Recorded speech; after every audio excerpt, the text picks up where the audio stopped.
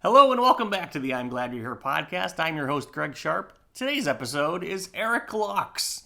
Erich is my very first guest in the Make Believe Media studio in Dexter, Michigan, and I can't wait for you to meet him. He came by to talk about the Treetown Comedy Festival. That's going on this weekend in Ann Arbor, Michigan, and that'll be taking place at the Blind Pig, the Ann Arbor Comedy Showcase, and a bunch of other venues, so you're going to want to check that out. That's the Treetown Comedy Festival going on this weekend in Ann Arbor. Erich and I go way back to when I first started comedy. He was the very first person that I met. I just texted him after seeing him at an open mic and asked him how to get involved in the comedy scene in Ann Arbor, and he has always been very kind and generous. So I'm very thankful for his friendship, and I really think you're going to enjoy meeting him. So without further ado, here's Erich Laux.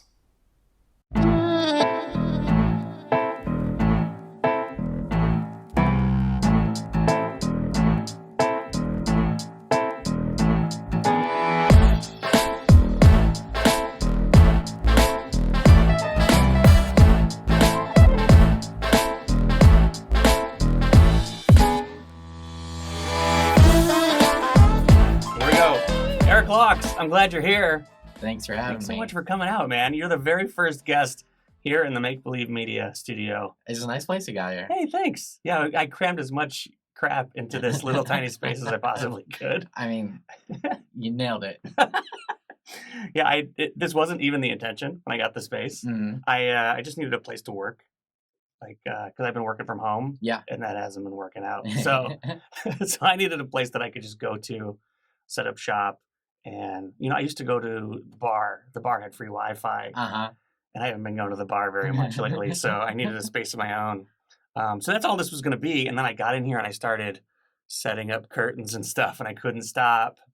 So next thing you know, I mean, look at all this. We're recording on four cameras. I got 4 cameras going. I've got backup audio in case everything shuts down. We'll at least get the audio. Unless we lose all power, we're good to go. And I always plan for like every single worst case scenario. That's like a good place to be. That's probably one of the reasons why like your show was so successful.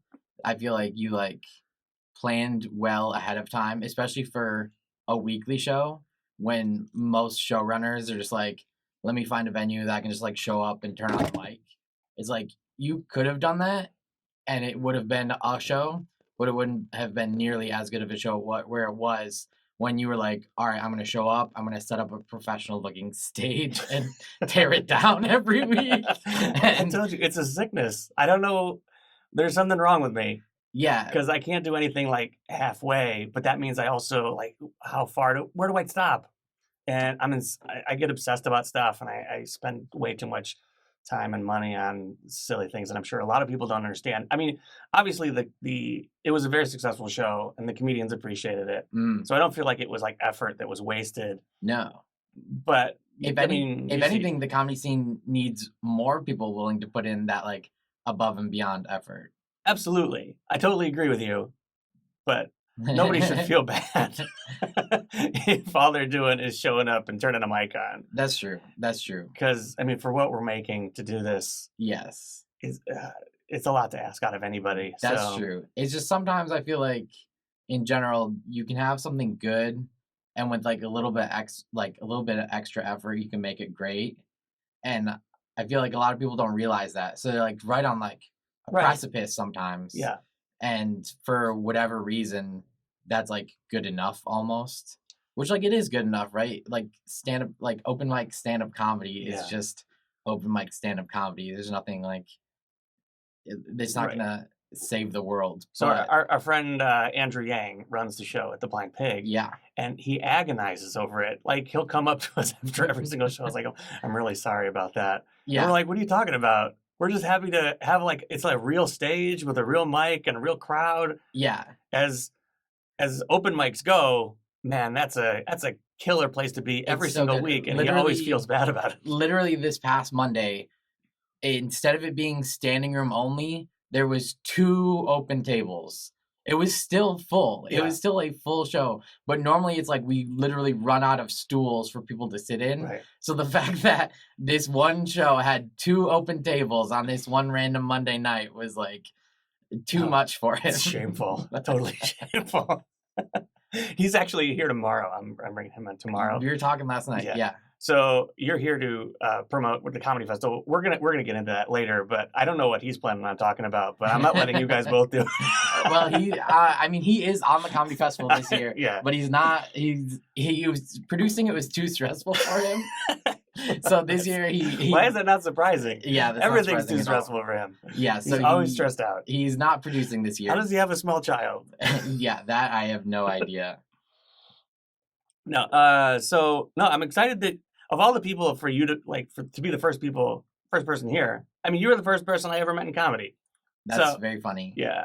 And I don't even know how that was. I think I went to an open mic at the Arbor Comedy Showcase, and you were one of the people I saw there whose name I could remember by the time I got outside and could check Instagram to find somebody. So I think I just started messaging you out of the blue because I didn't know how to get into comedy. I didn't know that it was just, you just show up. Yeah, that happens a lot at the Ann Arbor Comedy Showcase because I think people just Google like comedy club near me or whatever. And the fact that they have an open mic that more or less anybody can do if they just like, back then you would like call in. Nowadays you like sign up on the website. And it's a lot of people's very first time will be at the showcase. And the fact that there's like these regulars, like myself included, that are there like every week because it's our favorite place to just like work on new jokes. Like I meet a lot of those. I've seen so many people's like first times on stage. And I try to always be nice. And if like they're actually good, I try to like point them in the right direction, which like back in the day, you'd literally just be like, join the MCN Facebook group. Yeah, yeah. And it was just like, you can just find so many open mics there. I don't know if it's still like that. I don't really. Well, I have, I mean, it was not that long ago. It was only like 5 years ago. So I can remember feeling like, okay, well, I stalked all of you people for a little while. I went to the open mic for a few weeks in a row. Yeah. Saw who the regulars were. So like I remember you and Brett. I think Andrew might have been around then. Tanner.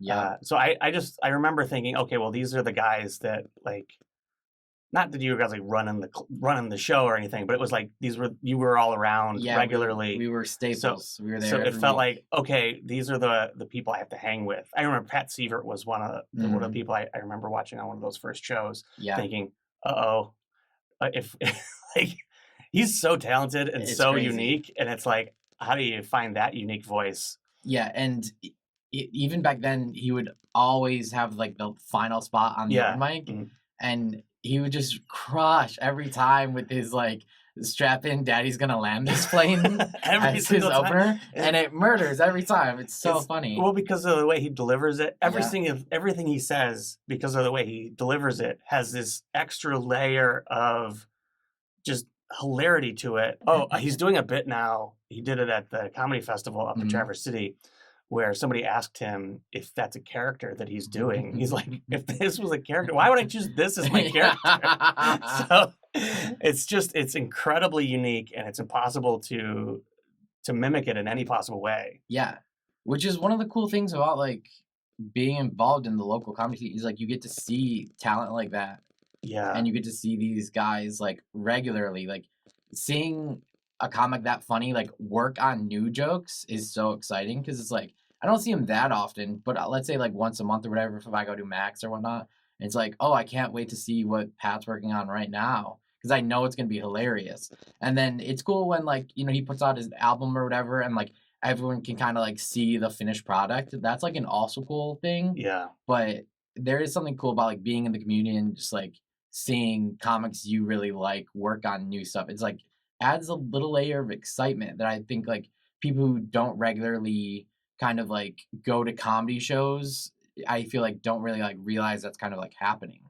And I think that's probably why a lot of people like get turned off by comedy if they're going to go to an open mic because they don't get to see the process. They only get to see the one time. It's like, oh, that guy sucked. Yeah. And no, you're seeing the beginning. You're gonna come back in 2 weeks and it's gonna be completely different, or it's gonna be worked out, or but like you can't blame them. It's like, you know, it's like, yeah, I did suck tonight. Like, I wish you would have been here 2 weeks from now. Well, and I wish there was more understanding about how, I mean, most of us comedians are pretty self-reflective on stuff like that. We have the self-awareness to know when we sucked and when. Yeah. Not all of us. No, I wish it was all of us, but a lot of us are we're able to be like, okay, well, that obviously didn't go as planned or whatever. Yeah.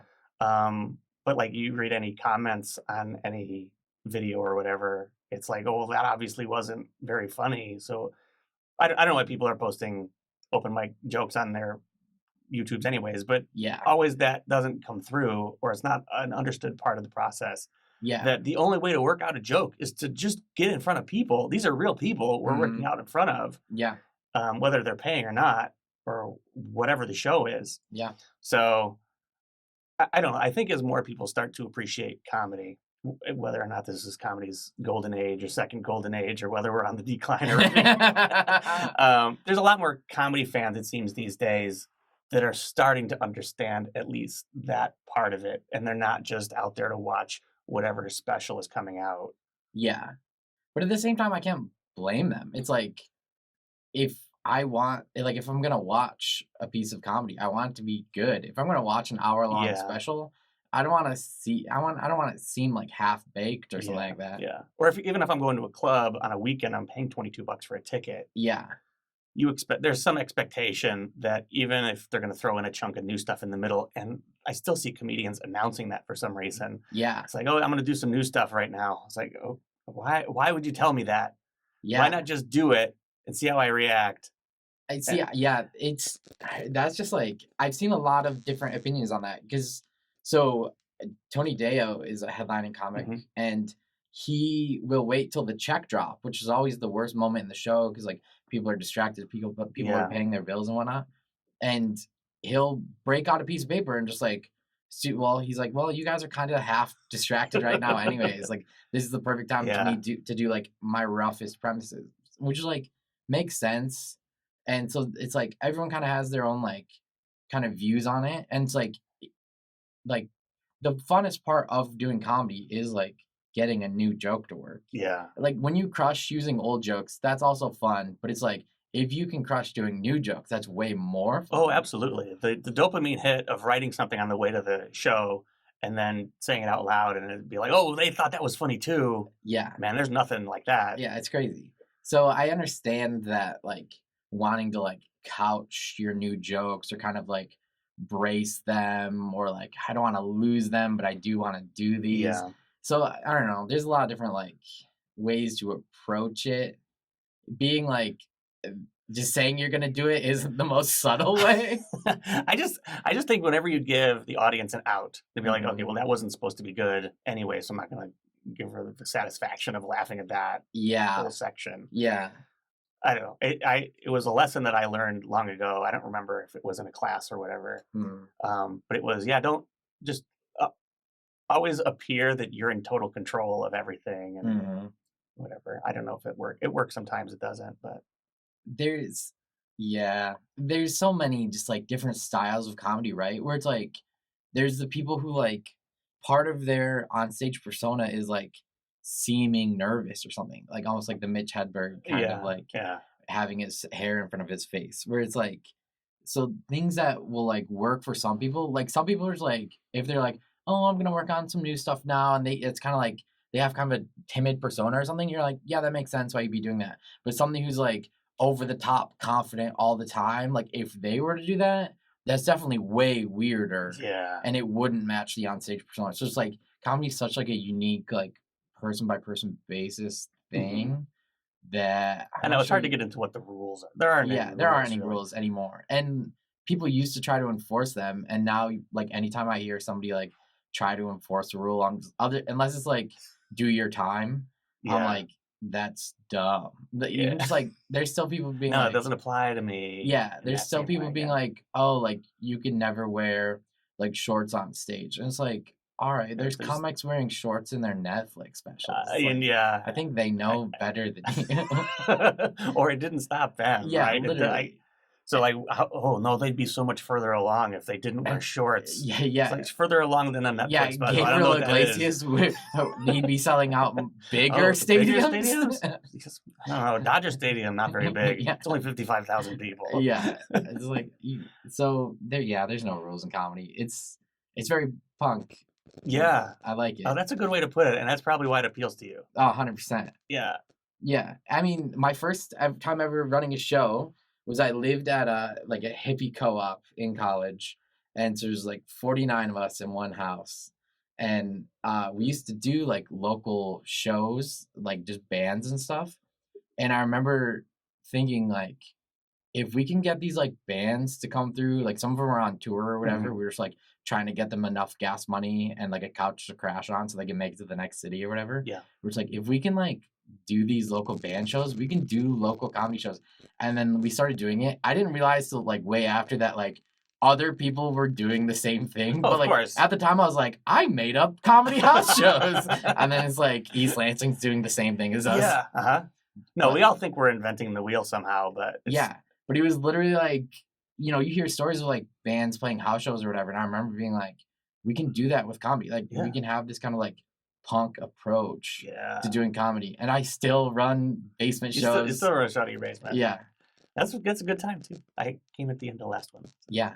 They're not very often anymore because I'm like too busy with other stuff, the But festival and whatnot. it's the best thing about comedy, right? Like you get Yeah. everybody into a basement somewhere. It doesn't matter if it's a club or your house. Mhm. Low ceilings, hard to get out of during a fire. It's the best. Yeah. It's the best room for comedy. I think Dimitri Martin said that in an interview I saw with him once, where he's Yeah. like, "Yeah, the best rooms are the ones that are impossible to get out. Like if there's a fire, you're all dying. But if there's not a fire, it's gonna be a good show." Because you're all in this together. Yeah, there's nowhere else to go. You're all trapped. There's no windows. There's no connection to the outside world. Yeah. So no, it's well, and you're like a punk rock guy, and I don't know. It feels a lot like that in a lot of ways. Mm. And my favorite shows have been the ones that have been just like, I don't know, hanging by the skin of your teeth. You don't know what's going on. Yeah. And that's, I think, why the Blind Pig always feels like a good time. It's a punk rock venue Yep. doing punk rock comedy. Mm-hmm. Yeah, the more like chaotic the performer is, I feel like the more fun the show is. And not even necessarily like their energy or whatever. It's just like not knowing what's coming next, which like is what comedy is, right? It's like Right. not seeing the punchline coming and whatnot, but like having those things happen. It's like there's like bad chaos that can happen, right? Like hecklers or whatever. But like just like when the performer is creating that kind of like all over the place energy or just like out of left field energy, I feel like that's what makes comedy fun. And that's the same when you're like watching a band. Yeah. I mean, those are the ones that I like. When I'm watching comedians, thinking, who are the ones that I'm studying, trying to be a little bit more like. Because on stage, I haven't gotten there yet, Mm. where I completely embrace the chaos of it. If like I go up and pretty much every minute of what I want to say is accounted for Yeah. in what I'm planning on doing up there. It doesn't always work out that way. Yeah. But I haven't really pushed myself enough to just like embrace the chaos. And the people I've been studying recently, and I don't know, there's some people in our own scene who I am fascinated with, Mhm. like Lou Michael, Yeah. like Jordan Hansen, Mhm. Zach Martina, Dave Mishevitz is one who you just watch all of those people on stage and they just own the entire stage. The way they move, the way they're just interacting with what's ever happening in the room Yeah. is just so open. And over this last weekend, I got to see Rory Scovel for the first time on stage, Yeah. who annihilated in an opera house Yeah. because he was just completely open to whatever happened. Yeah. It's like the venue doesn't matter. Like the people in the audience don't necessarily matter. It's like what matters is like their performance. Yeah. It's like they of course like when you're in the moment you have the opinions of like, oh, like I wish like this wasn't happening, or I wish that fucking bachelorette party wasn't here, or all those things that happen in a comedy club or whatever venue you're doing. But like when it comes down to it, the thing that matters is like what the comedian on stage is doing. That's why like on a show there can be back-to-back comics and like one bombs and one murders. It's like, well, what's the difference? It's like the crowd's the same, the venue's the same. The difference was the performance. Yeah. And it's like, and you could do the same two comics on the next show, on the late show, and one of them could be completely reversed. Flipped. Yeah.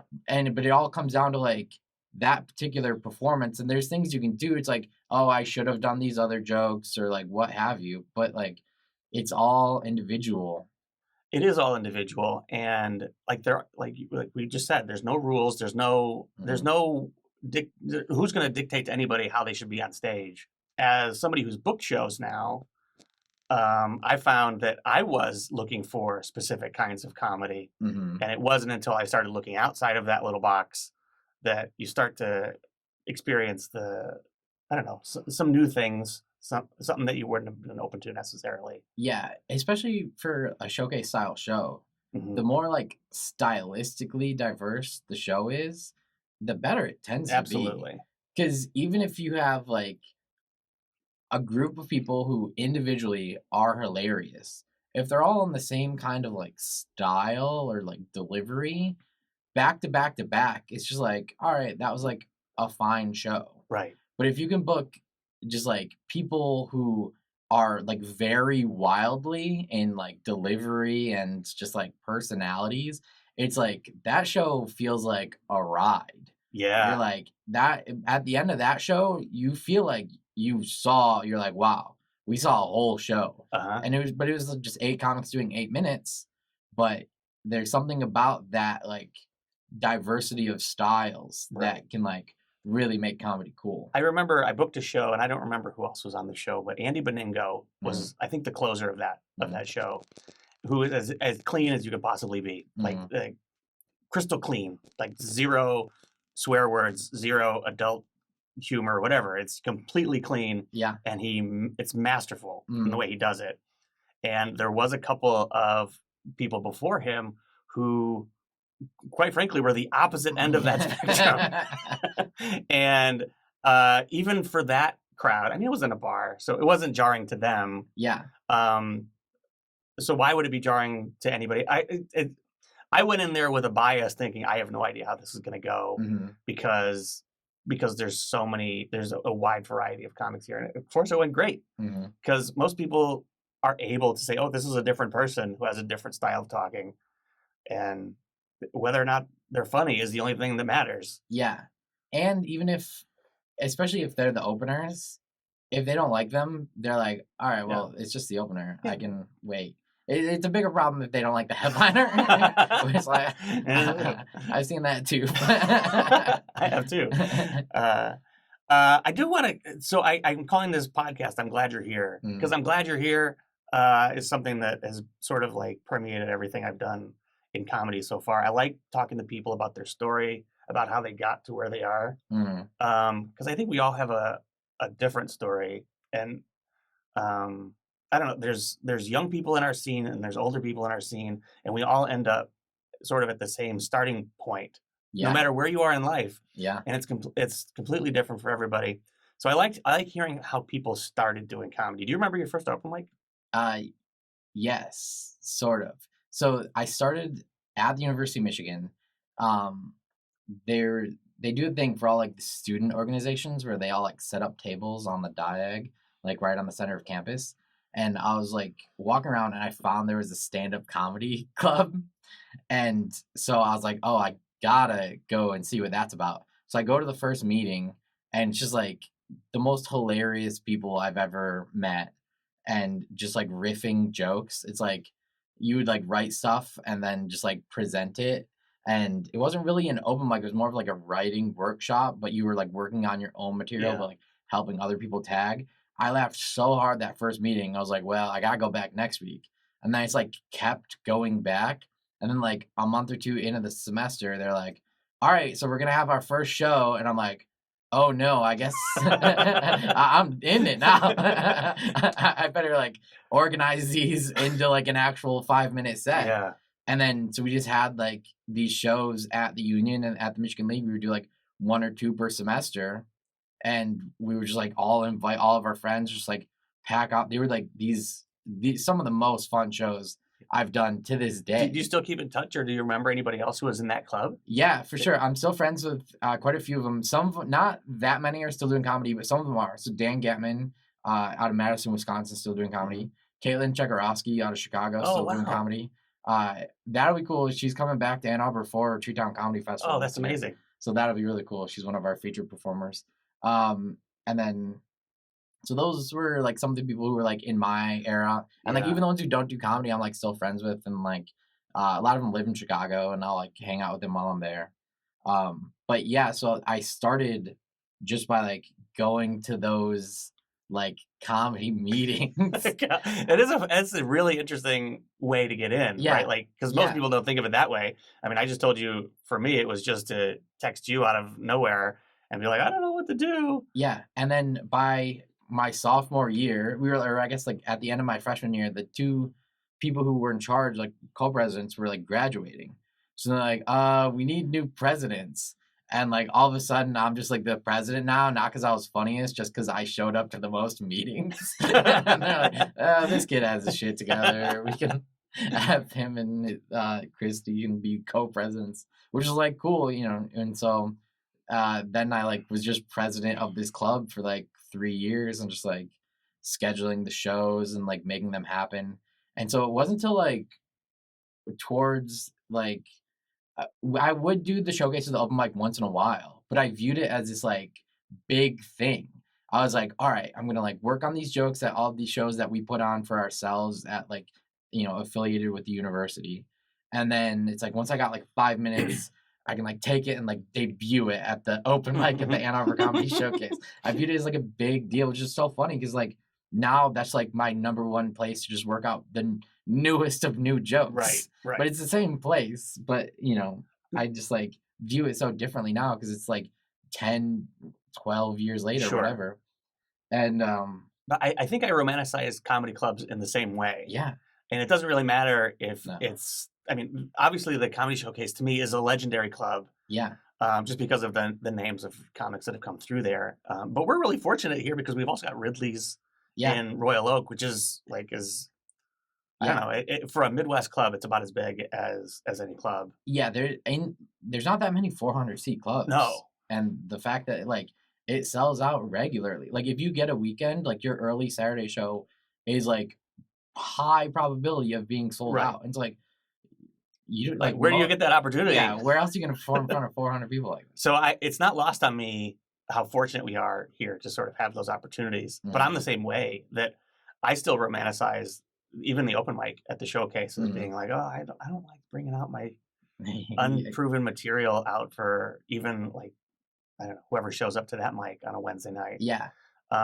Because there's something, I don't know, weirdly sacred about going on a real stage. yeah. I think the thing that got me over that was Roger, the booker, where it's like when you're trying to get booked, you could have a really great set, and the thing he would say to you if it was good is, "I want to see more." Uh, It was never, "Hey, good job." Like run that 5 minutes back again. He already knows it's funny. He saw it once. So like literally he's like, I want to see more. And then next week you gotta come with like a different 5 minutes and right. try to make that be as good. So it's like him constantly pushing all of us, like that was like the best compliment you get from Roger. Him literally saying, I want to see more. Yeah. And so like he would encourage us all to like write so much. He's never told me Well, he's not around as much as he used to be. Okay, so you never really said if you remembered Yeah. your first go at it. I guess I How did it go?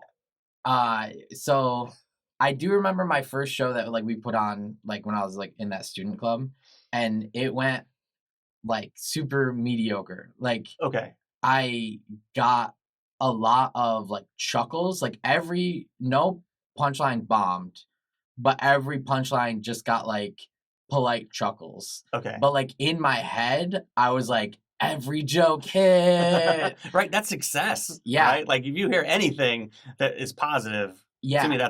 that's coming out with a win. Yeah, I definitely was like kind of delusional where it's like if you put me in that exact same scenario today and I got those exact same level of laughs, I would view it as I bombed. Yeah. But back then it was just like getting any laughs like was just so cool.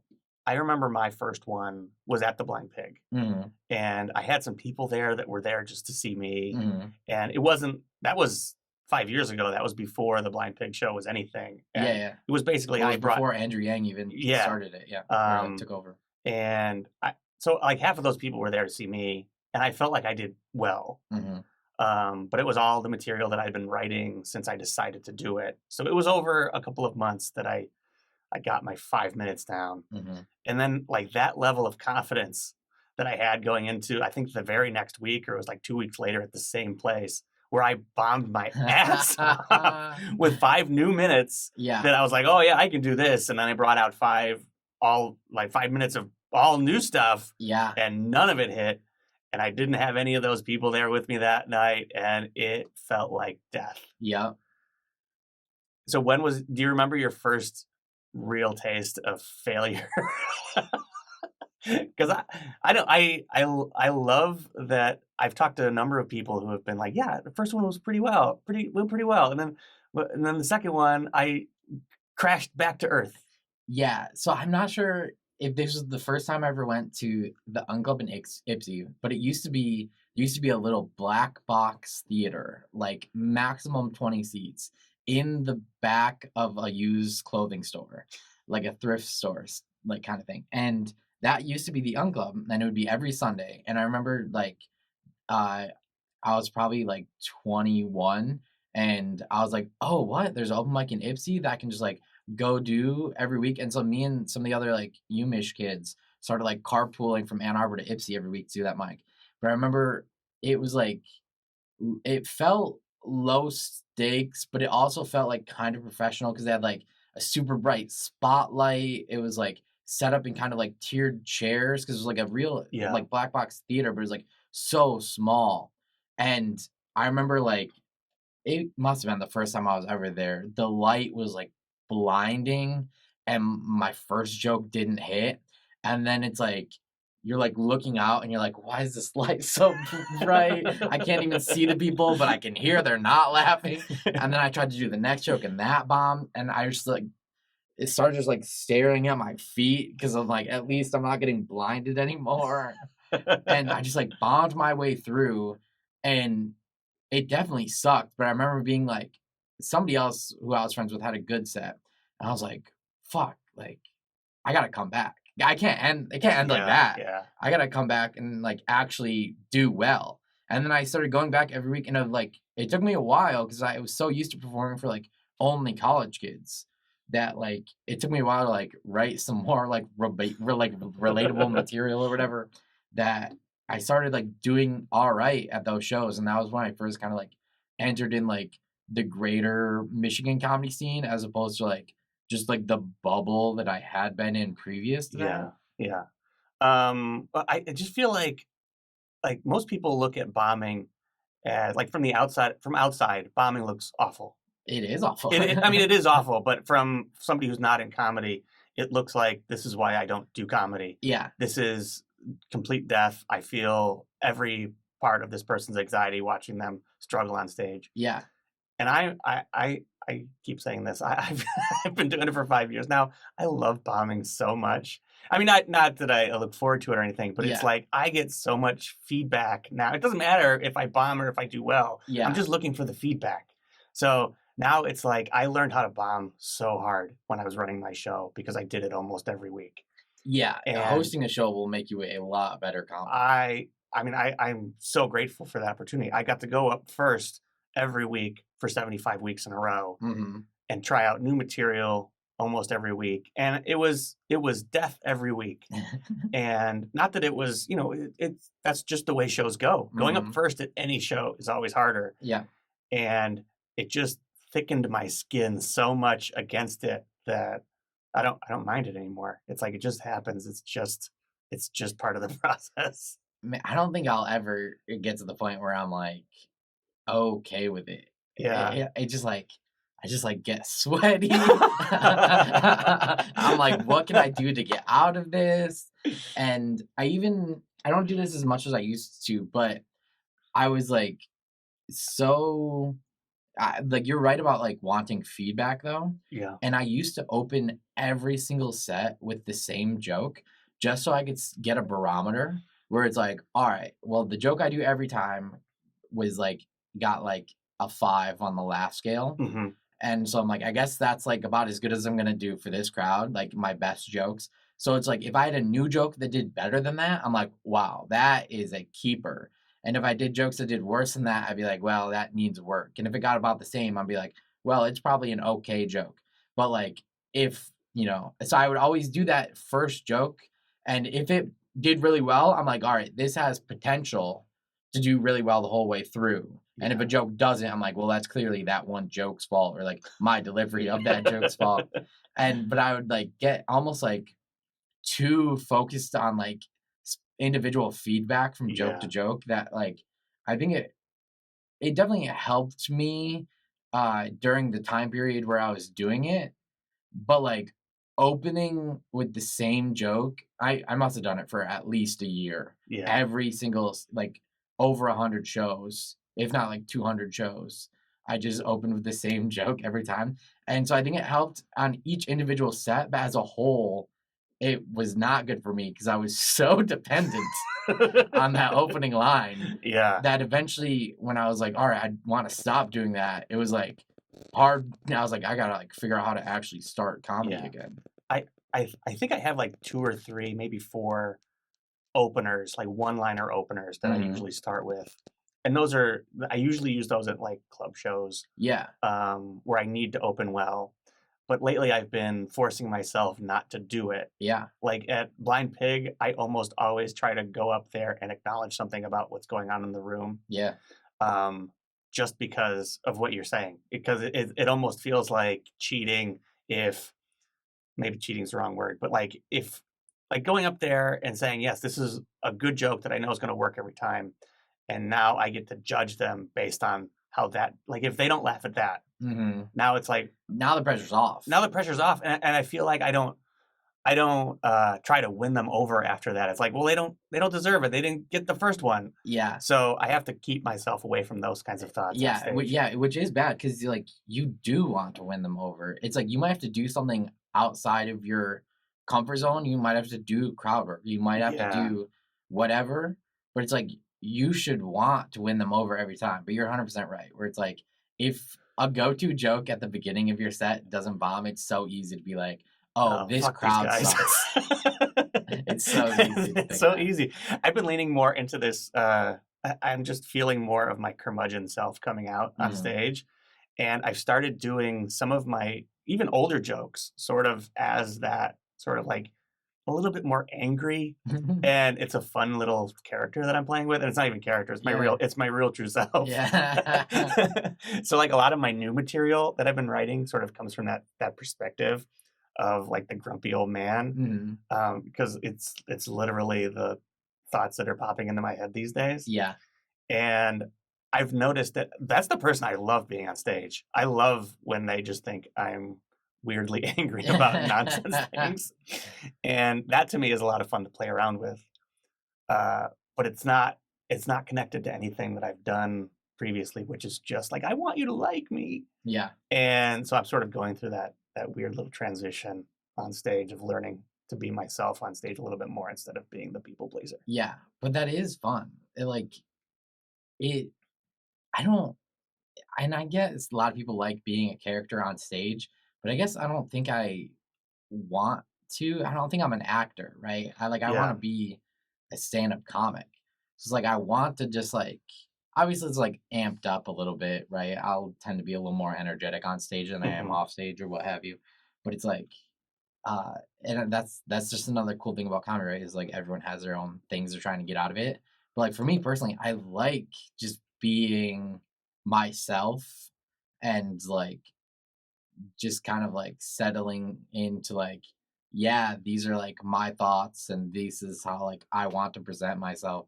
But it's like uh yeah, I don't want to be an actor, but at the same time there's people who love being characters. That's just not relatable to me. I think what really opened it up for me is I've started recording myself a lot more Mhm. video. I used to Mhm. record every set with audio and then I would listen to it on my drive home. And now since I've been doing a lot more video recently, I've started watching myself more closely. And it's like, who is Mhm. this person that's like, I don't know, I find my shoulders are up for some reason. And I'm just like a little bit more uh it's a weird part of my persona that's like, oh, I hope they like me. And I'm like all a little bit more clenched. Yeah. And when I watch myself more relaxed, oh, I love that person so much more. And it's a complete departure from I think what probably most people know me as on stage because Mhm. most of my jokes are weirdly silly. Yeah. And I don't know, I feel like that's that's a season of my stand-up career that's sort of like retiring itself.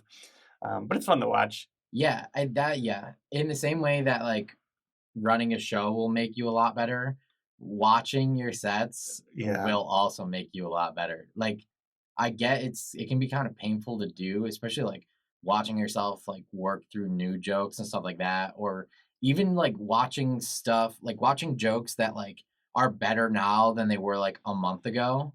It's like, like I wish I had that line there or whatever. Hmm. And like it can be painful, but man, it makes you better. I had a uh, I, I I like listening to a set I did over the weekend because I've been doing this section of my set where I pull out cards and do my Hmm. one-liners all together in one chunk. Hmm. And I'm to the point right now where I don't even need the cards; they're just a prop, basically. Yeah, yeah. Um, but I reached in them. I asked the crowd if they were ready for some weird things, weird jokes, and I reached into my pocket. My cards weren't there, so it was like, uh-oh. So I had sort of had to have that moment on stage where I'm listening to this in my car and I Yeah, hear myself reach into my pocket and I hear the hesitation in my voice. And I think they were okay with like that. I don't think anybody else picked up that I was yeah, having a weird moment, but listening to myself and have that level of anxiety yeah. and just So what did you say in the moment? in the moment, I just sort of went into the jokes. Yeah. I was like, because I know I don't have them. There's one joke where I referred to the card, so I obviously didn't do that one. Yeah. Yeah. But it felt like if I could pull this off, I'll be okay. Yeah. But like I could hear the anxiety in my voice um, from doing it that way, Mhm. sort of like, oh, it's not in there. Yeah. And then just sort of pivoting into like I don't know what they thought I was reaching into my pocket for or what, but it was still a section of weird jokes. I just didn't have my prop cards. Yeah. So That's really funny. That's like kind of like a if have you ever been like in a joke that has a callback to a previous joke and you're like coming up on it and then you're like, "Oh no, I definitely did not do the joke earlier in the set."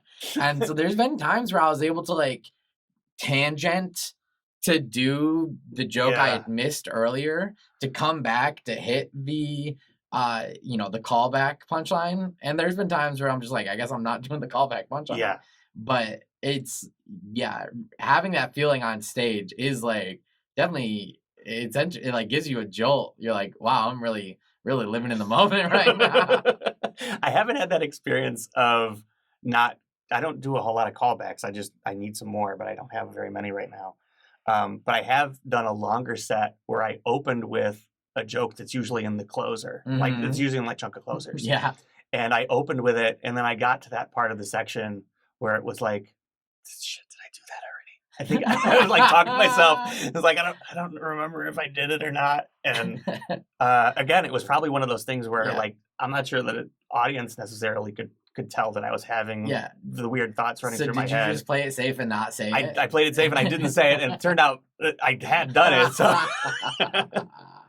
but it is funny though. Like the more you do the same jokes over and over again, man, you're on autopilot. Yeah. They're just coming out. You're having thoughts and conversations with yourself while your mouth is doing all the work. Oh, 100%. Or if like something happens where you go off script, you'll be saying the joke and you're trying to like fill time or think of the next joke. Where it's like this past weekend I was doing a show and I got heckled. Like I think I just mentioned the city of Ann Arbor or whatever. And I was like, well, all right, like let me just do the joke about that. And then while I'm in the middle of that joke, I'm like, I normally do this at the end.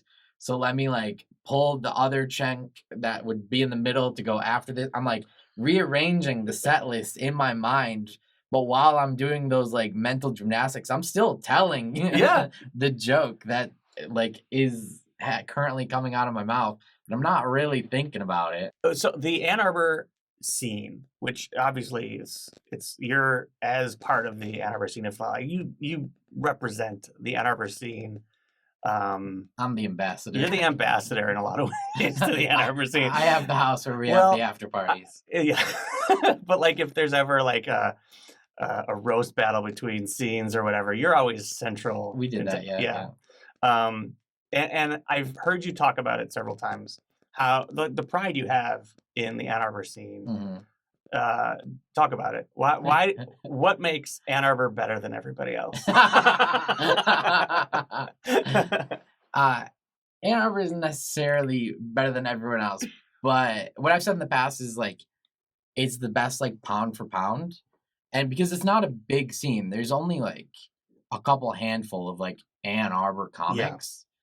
But like what's cool is like they're all good, which like statistically seems impossible, right? Like every scene has their like good comics and their bad right. comics. But like for whatever reason, like Ann Arbor has just like built these shows to allow comics to like improve and improve and improve to the point where they're all like everyone's just really good.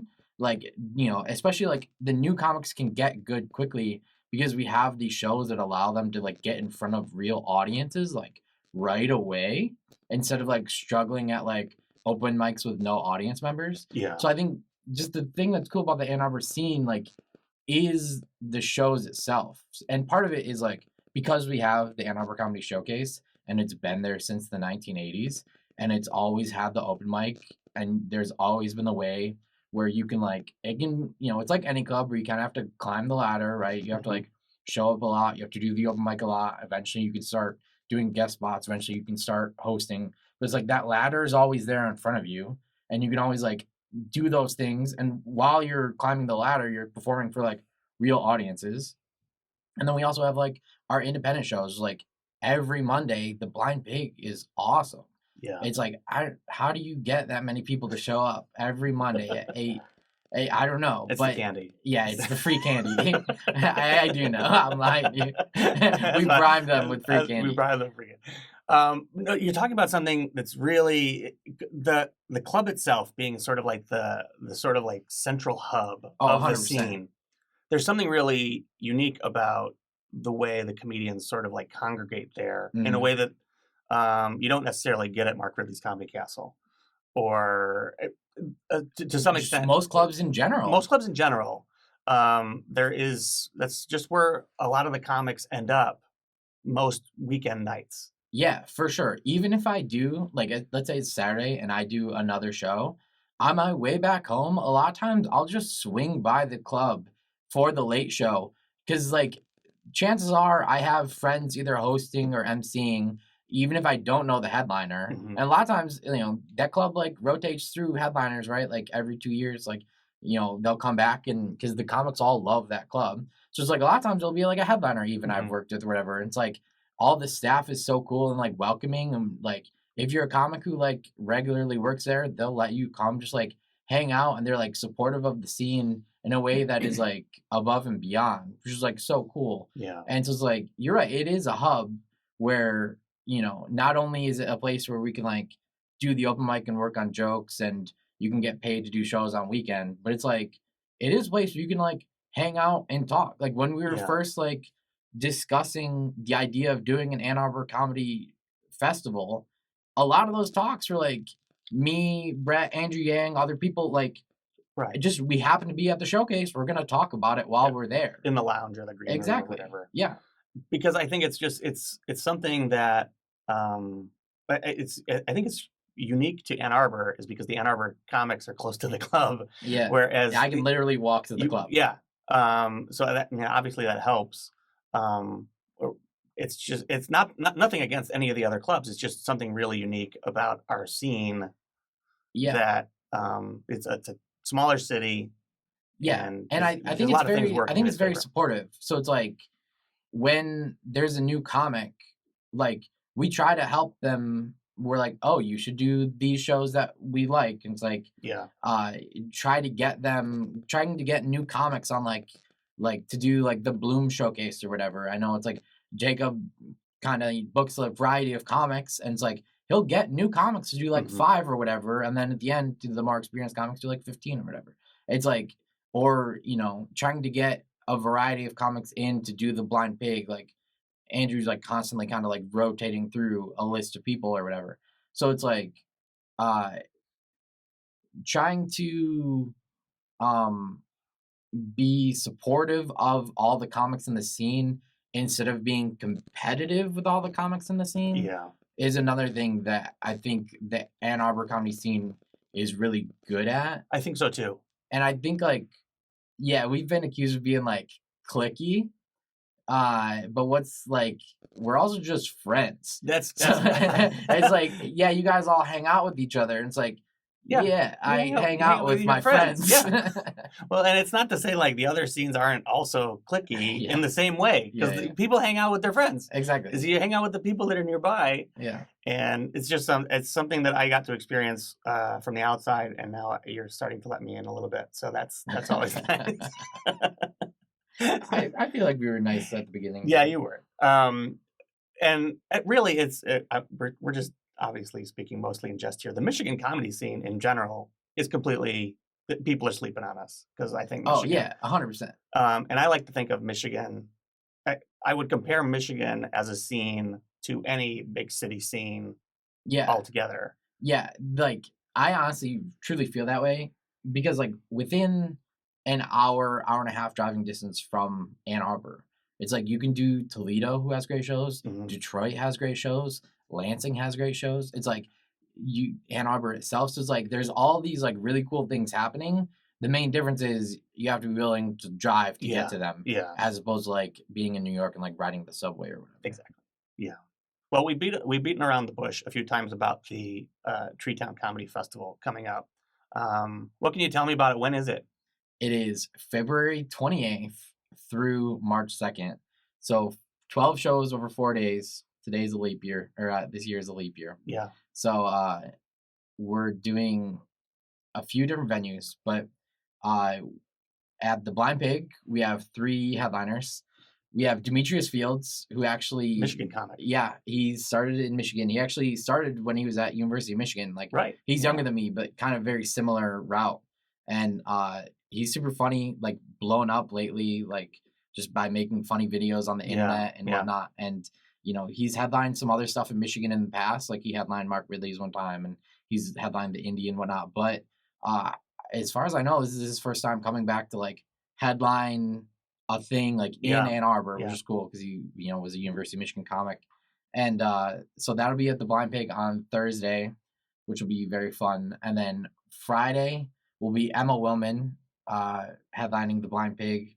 I'm excited for that one. I'm hosting that show. And then Saturday at the Blind Pig is Irene 2 will be headlining. And then we also have an entire weekend of shows at the Ann Arbor Comedy Showcase.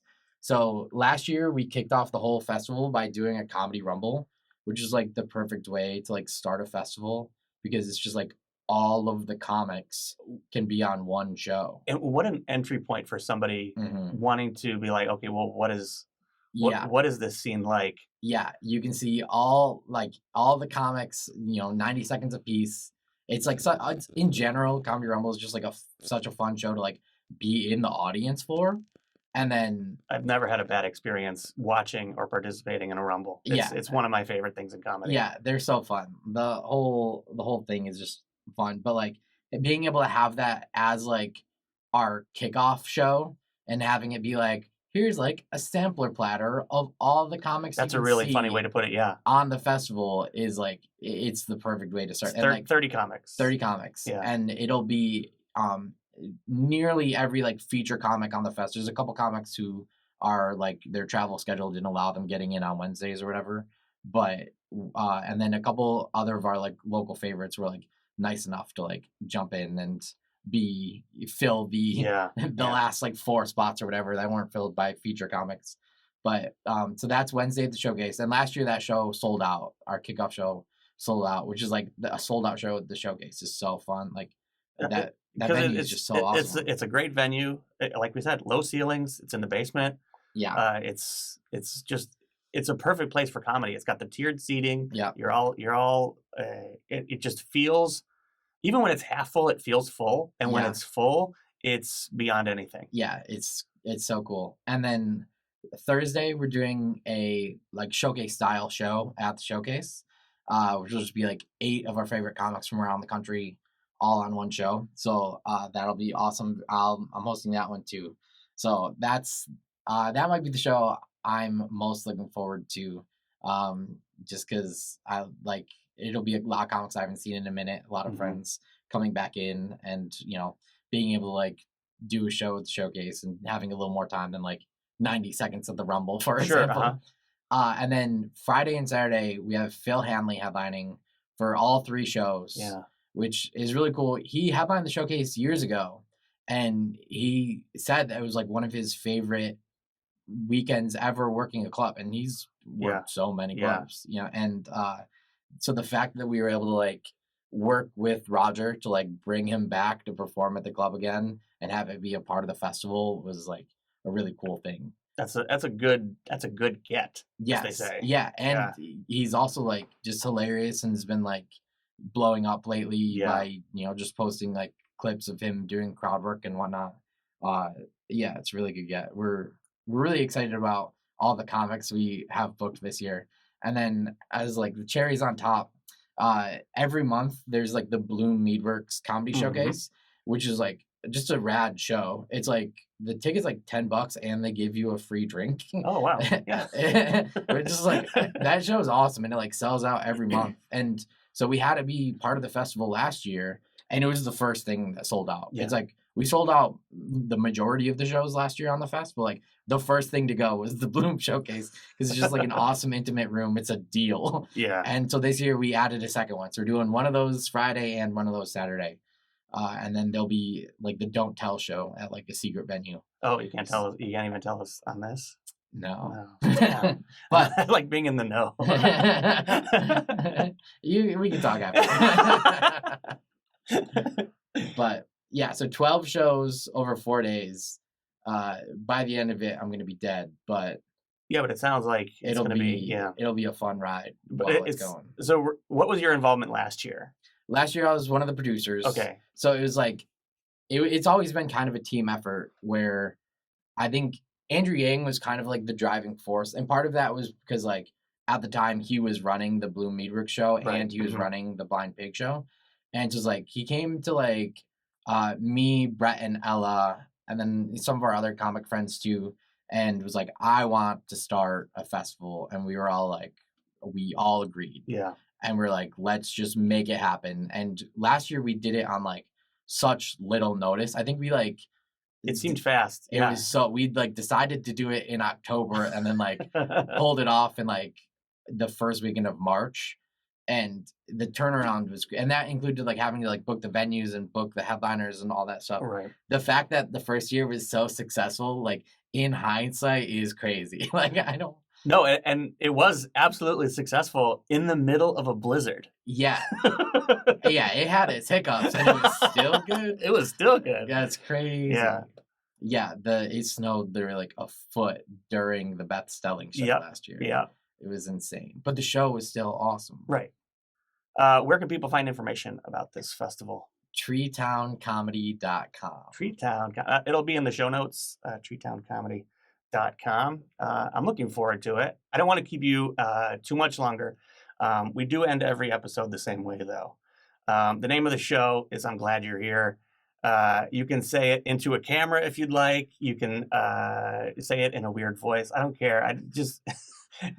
Are you a fan of Pete Holmes by any chance? You watch You Made It Weird? Yeah. He ends every episode by saying "Keep it crispy" or having the guest say "Keep it crispy." But we're not gonna say "Keep it crispy" because that's not the name of the show. I mean, his show also is. I know. I never understood why they went. But also, like somebody pointed out to me, is like, you're telling people to say "I'm glad you're here" to you, and I was like, no, I don't want that to be.